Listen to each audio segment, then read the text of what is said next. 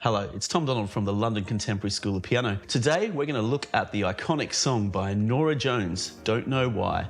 Today's going to be a Norah Jones Don't Know Why piano lesson. I remember when this song came out, it was such a huge hit. You could hear it in every cafe or coffee shop you went into, and there's no surprise that it was such a great hit. It's such a wonderful tune, and there's so many great learning concepts in this piece. And by the way, before we get started, if you're a fan of our work at the London Contemporary School of Piano, you should head on over to our website, contemporaryschoolofpiano.com, where you can gain access to our free resources pack and a whole wide range of other goodies that support these YouTube videos. So it's a really good way for you to just add a bit more structure to your learning. So let's get started on this wonderful song by Norah Jones. What we're going to learn today is how to arrange your own musical arrangements on the piano and how to improvise and add other concepts to the piece. So, for instance, what we'll first start with are the chords for this song. Let's have a quick overview of the main chords of the song. We've got B flat major, B flat major 7, B flat 7, E flat, D7, G minor 7, C7, E flat over F, B flat. Let's do that again. B flat major 7, E flat, D7, G minor 7, C7, E flat over F, B flat. And they're the main chords to the verse of the song. So now what we're going to do is we're going to put these chords into the left hand to allow us to play the melody in the right hand. And if you've seen my videos before, you would have heard me tell you that you want to avoid playing full chords in the left hand. Why? Well,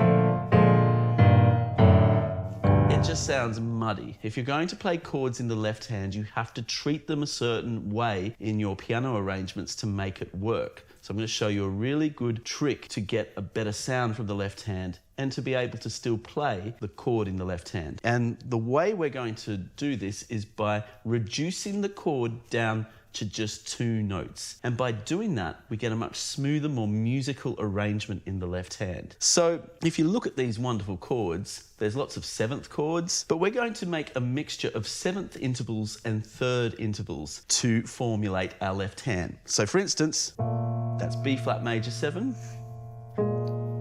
B flat 7, E flat, that's E flat major, I'm just playing it as a 3rd interval, D major, I'm just doing that as a 3rd interval, G minor 7, C major, F7, B flat major. And look how elegant that was. Look how the top note I was playing in the left hand was just descending down a smooth chromatic scale. I got this really lovely effect of this. I'll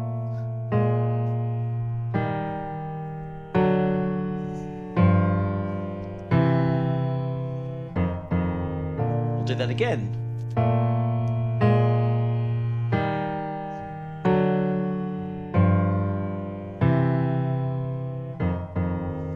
Doesn't that sound so much nicer than doing this? Oh, yeah, you just don't want to do that. It's just a more elegant musical way to arrange the music. And you don't need to play all of the notes of the chord in the left hand. You really don't. So now I'm going to add the tune in the right hand because this gives me room to do all sorts of wonderful things in the right hand, like play the melody. So let me play the tune.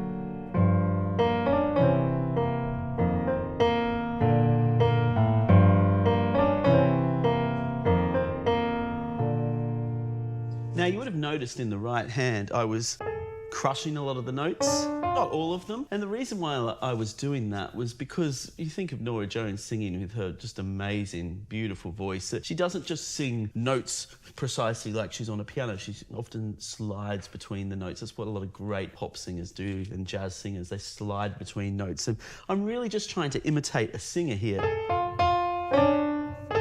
So you can experiment, slipping around on the semitone. So if you've got an A in the melody, you can introduce that A by squeezing the G sharp into it.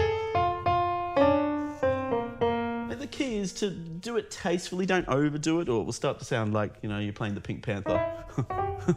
So you don't want to overdo it, you want to do it in the right spots and just use your instinct and just use your ear and listen to yourself. Trust your ear always knows. So that just sounded so full, those chord strings in the left hand with the melody.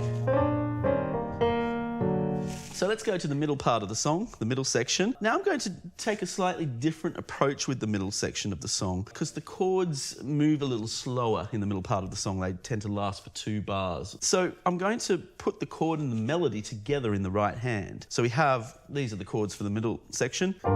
G minor 7, C7, F major. We've got F major for 2 bars. G minor 7, C7, and then here we got F, E flat major, B flat major, F7, and I just keep the left hand on F, which is the melody there. Which is really nice. So I'm going to then integrate the melody into the chords right now. And I know I'm moving quickly. If I am moving too quickly, just go to our website, ask for our resources pack, have a chat to us because we can provide slower lessons. But there's so much to get through today. So I'm going to get through this middle section.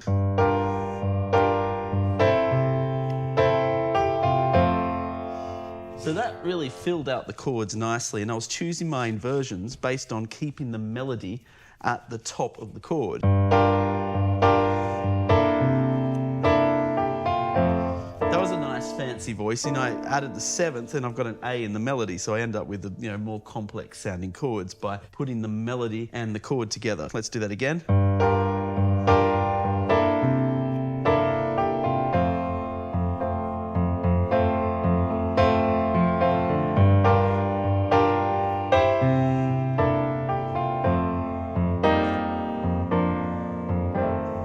Back to the tune, the beginning.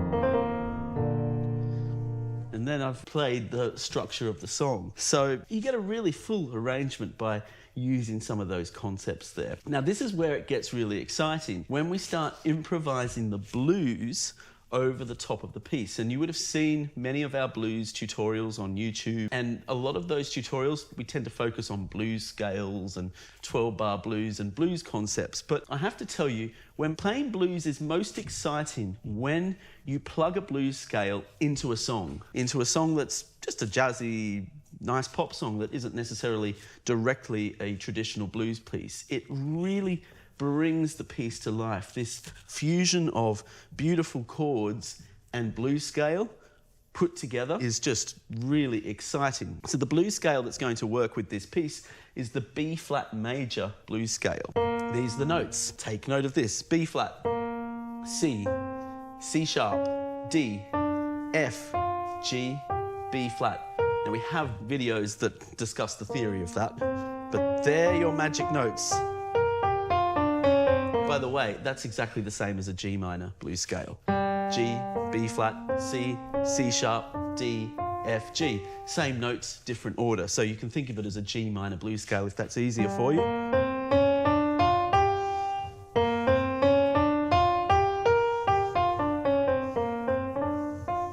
So before we start adding the left hand, we're just going to practice improvising and fiddling around with these blues notes on the B flat major blues scale. And if you're watching this now, just go to your piano and do this with me. Keep the video rolling. Let's play together. It's the only way you're going to learn, just by playing with me right now.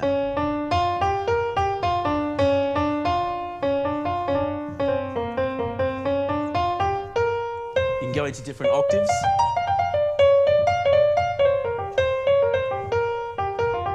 So there's your B flat major blues scale. Again, note reminder, B flat, C, C sharp, D, F, G, B flat. Use whatever fingering you're comfortable with. And we're going to improvise little snippets of 3-note phrases and then leave a gap. Leave a gap. Very short phrases we're going to improvise. So blues improvisation is an informal form of musical speech. So it's very just relaxed and short phrases. Now, this is where it all comes to life. It all gets magic. I'm going to put those left-hand chord strings in again, and we're going to combine it with the blues. Have a listen to this.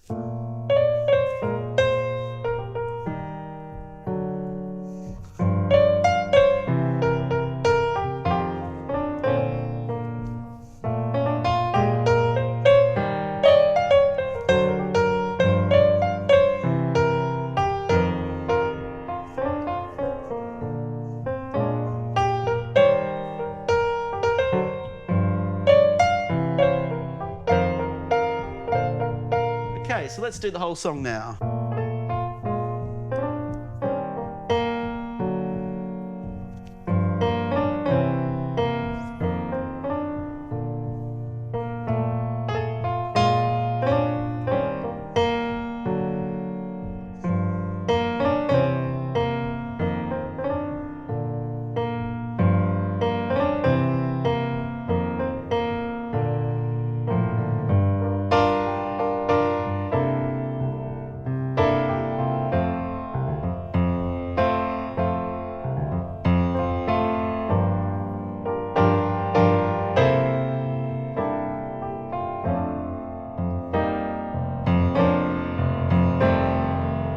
Improvising.